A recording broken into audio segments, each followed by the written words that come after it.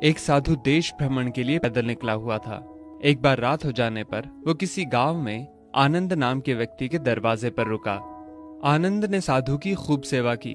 दूसरे दिन आनंद ने बहुत सारे उपहार देकर साधु को विदा किया। साधु ने आनंद के लिए प्रार्थना की, भगवान करे तो दिनों दिन बढ़ता ही रहे। साधु की बात सुनकर आनंद हंस पड़ा और बोला, अरे महात्मा जी, जो है ये भी नहीं रहने वाला। साधु आनंद की ओर देखता रह गया और वहां से चला गया। 2 वर्ष बाद साधु फिर आनंद के घर आया और देखा कि सारा वैभव समाप्त हो गया है। पता चला कि आनंद अब बगल के गांव में एक जमींदार के यहाँ नौकरी करता है। साधु आनंद से मिलने गया। आनंद ने अभाव में भी साधु का स्वागत किया। झोपड़ी में फटी चटाई पर बिठाया, खाने के लिए सूखी रोटी दी। दूसरे दिन जाते समय साधु की आंखों में आंसू थे। साधु कहने लगा, हे भगवान, ये तूने क्या किया?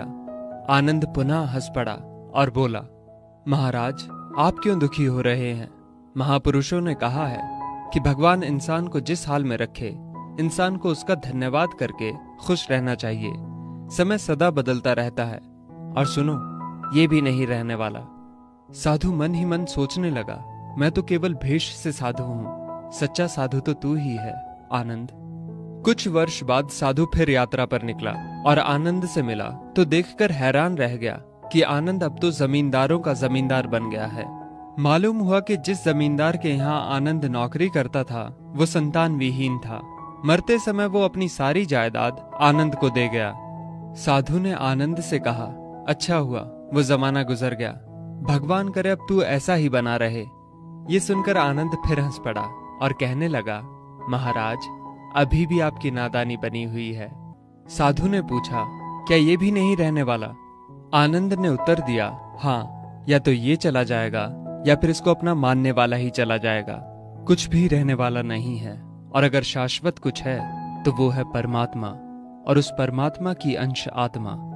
आनंद की बात को साधु ने गौर से सुना और चला गया। साधु कई साल बाद फिर लौटता है तो देखता है कि आनंद का महल तो है, किंतु कबूतर उसमें गुटर गूं कर रहे हैं और आनंद का देहांत हो गया है।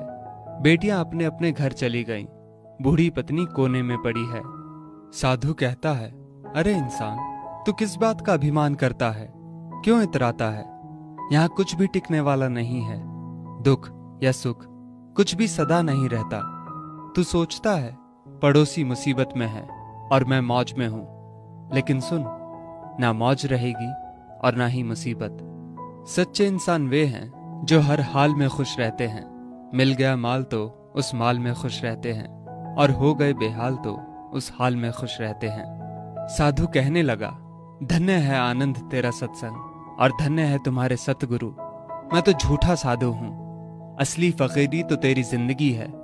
अब मैं तेरी तस्वीर देखना चाहता हूं, कुछ फूल चढ़ाकर दुआ तो मांग लूं। साधु दूसरे कमरे में जाता है तो देखता है कि आनंद ने अपनी तस्वीर पर लिखवा रखा है, आखिर में ये भी नहीं रहेगा। खूबी और खामी दोनों ही होती है हर इंसान में। जो तराशता है उसे खूबी नजर आती है, और जो तलाशता है उसे खामी नजर आती है।